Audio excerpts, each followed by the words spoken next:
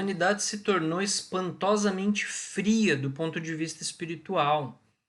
Não só o ateísmo está crescendo, mas como as pessoas que dizem acreditar em Deus se tornam a cada dia mais frias e mais materialistas, a cada dia mais afastados de uma vida espiritual real, ainda que se creiam, entre aspas, pessoas espiritualizadas. Assim como ninguém pode matar a fome sem o ato concreto de comer, ninguém pode matar a sede sem o ato concreto de beber água, ninguém pode desenvolver força sem o ato concreto da força física.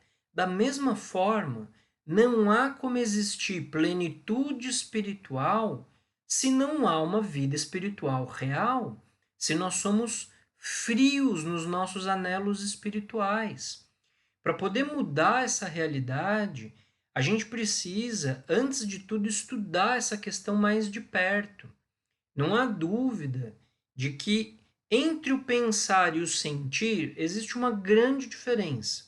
O que nos move em direção aos nossos objetivos são sentimentos, não são pensamentos, não são conceitos. O que nos leva, por exemplo, a casar com alguém é o amor que a gente sente por essa pessoa. Não é um conceito intelectual sobre essa pessoa, uma teoria sobre o tipo de cônjuge que essa pessoa seria. O que leva uma mãe ou um pai a trabalhar e se sacrificar pelos filhos é o sentimento que existe pelos filhos. Não é um conceito mental com cálculos matemáticos sobre o como e o porquê se deve buscar o melhor para os filhos. O que nos move não é um conceito, mas sim um sentimento. Quando nós temos um conceito sobre algo, mas a gente não tem a conexão emocional com esse algo não vai ter nenhuma importância prática na nossa vida. Não vai se converter em ações na nossa vida. E o problema é que as pessoas se tornaram frias espiritualmente. Não existe amor pelo divino, amor pelo mistério, amor pelas questões profundas e mais sutis da existência humana. As pessoas são frias. É o frio do que não tem importância, o frio do superficial. As multidões hoje creem que importante é o que não é importante. Acham que a última moda, o carro último modelo, a nova tecnologia ou a última polêmica política é a única coisa séria. Chamam de sério a coluna política do dia, a aventura amorosa, a dieta e a academia, o copo de cerveja e a taça de vinho, o jogo de futebol do Brasileirão e da seleção, o Big Brother, a influenciadora não sei das quantas, que fulana foi pra cama com não sei quem, que Beltrano tá envolvido com o jogo, a fofoca, a calúnia, o disse que se disse. Obviamente, quando o homem comum ou a mulher fútil do salão de beleza escutam algo sobre esoterismo cristão, sobre cristianismo legítimo, como isso não está nos seus planos, nem está falando sobre o reel do Insta, sobre os seus prazeres sexuais, respondem com um não sei que de uma frieza espantosa. Ou simplesmente retorcem a boca, levantam os ombros e se retiram ali com indiferença. Essa apatia psicológica, essa frieza que espanta, tem dois embasamentos, dois motivos. O primeiro, a mais tremenda ignorância. O segundo, a mais absoluta ausência de inquietudes espirituais. Essas pessoas frias, elas carecem de um contato, de um choque elétrico. Ninguém deu esse choque no salão de beleza, tampouco no assunto ali que a pessoa acreditava ser sério, nem muito menos nos prazeres da cama. Se alguém fosse capaz de dar ao frio bobalhão ali, ou a mulherzinha superficial, o choque elétrico do momento, a faísca do coração, essa reminiscência estranha, esse não sei que muito íntimo, talvez tudo seria diferente. O problema é que algo sempre abafa a vozinha secreta, o primeiro pressentimento, esse anelo íntimo da alma. Provavelmente uma tolice, a roupa de uma vitrine, a conversa no Whats, o doce de uma confeitaria, o vídeo do Instagram, essas bobagens infinitas aí que mantêm as pessoas literalmente como zumbis com a cara no celular, ou de repente o encontro com algum amigo que mais tarde para a gente não tem importância nenhuma, etc, etc. Ou seja, tolices, estupidezes que não são transcendentais, mas que têm sim, num dado momento, tem força suficiente para poder apagar essa primeira inquietude espiritual, esse anelo íntimo, essa chispa de luz, o pressentimento íntimo de que a vida física não é tudo, que há um mistério a ser revelado, mas que infelizmente isso tudo é abafado por essas tolices superficiais da personalidade. Se essas pessoas que hoje são cadáveres viventes, que são sonâmbulos frios caminhando pelas ruas, funcionários afogados na rotina,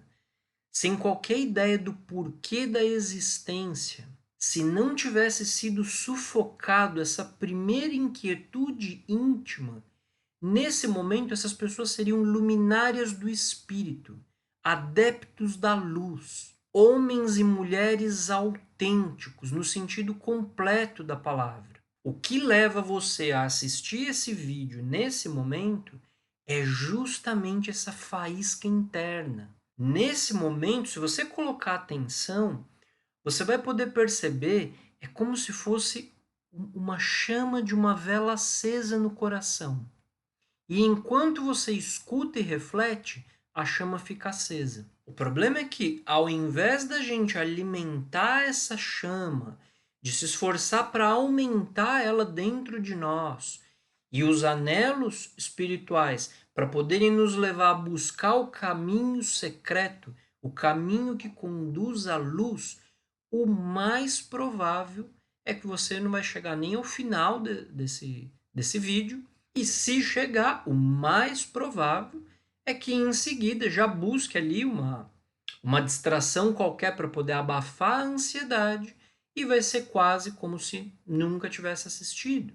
A vela se apaga de novo e a vida segue no modo piloto automático, frio, repetitivo, sem saber por quê e para quê de nada que nós fazemos na vida. Um robô programado realizando ações mecânicas dia após dia, sem saber o verdadeiro propósito de existir. A faísca do coração, o pressentimento, o suspiro misterioso, esse não sei que, foi sentido alguma vez pelo vendedor de loja da esquina, pelo verdureiro e pelo doutor ali de última categoria. Só que tudo foi em vão, porque as estupidezes da personalidade acabam sempre apagando a primeira chispa, a faísca de luz, esse anelo íntimo da alma. Depois prossegue ali o frio da mais espantosa indiferença. Infelizmente, cedo ou tarde, a lua traga as pessoas. Não existe ninguém que não tenha sentido alguma vez na vida esse pressentimento, essa estranha inquietação. Só que, infelizmente, qualquer coisa da personalidade, por mais tola que ela seja, é sempre suficiente para reduzir ali aquele sentimento que surgiu, talvez no silêncio de uma noite, que nos comoveu por um momento. Aquilo some. A lua sempre ganha essas batalhas. Ela se alimenta, ela se nutre precisamente das nossas próprias deficiências.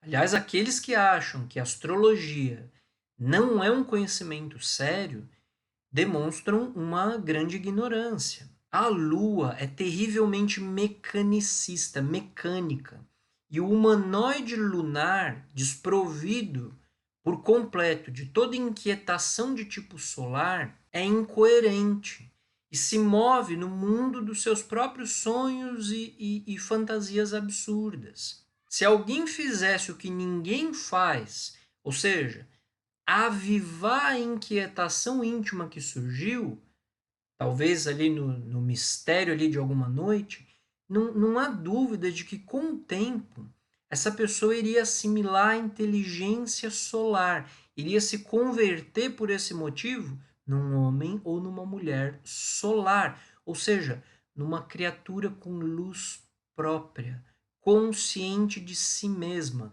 consciente da vida, desperta no sentido completo da palavra. Isso é inclusive exatamente o que o Sol quer. Só que essas sombras lunares tão frias, tão apáticas e tão indiferentes que é a humanidade de hoje, sempre são tragadas pela Lua. E depois vem a igualação da morte. Ou seja, a morte iguala tudo: pobres e ricos, influentes e anônimos, velhos e jovens. A morte iguala tudo e todos. Esse que é um cadáver vivente com ausência de inquietudes solares, de anelos de tipo espiritual, se degenera de forma progressiva até que finalmente a lua o devora. O sol quer criar homens e está fazendo esse experimento no laboratório da natureza. Infelizmente, o experimento não tem dado bons resultados. A lua traga as pessoas. No entanto, isso que a gente está dizendo aqui não interessa a ninguém, muito menos aos ignorantes ilustrados, ou seja, as pessoas que estão carregadas de teorias e livros na cabeça. Essas pessoas se sentem a mamãe dos pintinhos e o papai do Tarzan. O Sol, ele depositou dentro das glândulas sexuais do animal intelectual, que é chamado de forma equivocada de homem, depositou certos germens solares. Se esses germens fossem desenvolvidos de forma conveniente, eles poderiam nos transformar em homens autênticos, em homens solares, homens e mulheres iluminados no sentido mais completo da palavra. Infelizmente, o experimento solar é difícil devido ao frio lunar. As pessoas não querem cooperar com o Sol e por isso, com o tempo, esses germens solares dentro das glândulas sexuais involuem dentro do organismo humano, se degeneram e se perdem de forma lamentável. A chave mestra da obra do Sol está na dissolução dos elementos indesejáveis que a gente carrega dentro de nós, do mal que existe dentro de cada um de nós. E quando uma humanidade perde todo o interesse pelas ideias solares, como é o caso da nossa humanidade hoje, o Sol a destrói, porque essa humanidade já não serve mais para o seu experimento. Como essa humanidade de hoje se tornou insuportavelmente lunar, terrivelmente superficial e mecanicista, já não serve para o experimento solar. E aí é um motivo mais do que suficiente para ser destruída. Para que haja inquietação espiritual contínua, é preciso que a gente passe o centro magnético de gravidade para a essência. O centro da nossa existência, o centro dos nossos interesses e anelos, precisa ser passado para a nossa própria consciência. A vida precisa orbitar ao redor da consciência. Infelizmente, as pessoas possuem o centro magnético de gravidade na personalidade, no café, no bar, nos negócios, na internet, nas redes sociais, nos prazeres da cama, etc. Obviamente, todas essas coisas são da personalidade. E o centro magnético na personalidade atrai todas essas coisas. Isso é evidente. Qualquer pessoa, um pouquinho de bom senso, pode verificar por si mesma. Infelizmente, ao ouvir tudo isso, os velhacos do intelecto, ou seja, as mentes cheias de teorias, que acreditam que já sabem tudo, acostumados a estar sempre discutindo, ou então a calar com um orgulho cínico, preferem sair desse vídeo com desdém e voltar ali à crônica política. Uns quantos goles de um bom café e a crônica do dia viram um alimento magnífico para os mamíferos racionais. No entanto, essas pessoas se sentem muito sérias. As suas próprias sabichonices os mantêm alucinados. E essas coisas de tipo solar, compartilhadas nesse vídeo insolente, os incomodam profundamente. Não há dúvida de que os olhos boêmios dos homúnculos da razão não se atreveriam a continuar o estudo do esoterismo cristão. Jesus, porém, disse-lhe: segue-me e deixa que os mortos sepultem os seus mortos. Esse é o significado dessas palavras, meus amigos. Jesus quer dizer com isso que quando nós não temos anelos, quando a gente não tem fogo espiritual, quando a gente não tem amor genuíno, por isso que é o divino, por isso que é o mistério do ser, significa que nós já estamos mortos. Significa que a nossa vida é vazia, é superficial, que a gente está simplesmente atuando na superfície da existência. Quando o ser humano perde o interesse pelas questões profundas de quem eu sou, de onde eu venho, para onde eu vou, qual o objetivo da existência, quem que afinal me trouxe aqui, o que eu estou fazendo aqui nesse mundo que parece tão sem sentido. A existência, qualquer pessoa um pouco mais reflexiva pode perceber isso. A existência parece algo sem sentido, algo mecânico, algo repetitivo. Quando a pessoa perde o interesse por compreender tudo isso, por querer chegar aos porquês da existência, essa pessoa praticamente já morreu. Ela é simplesmente um robô funcionando.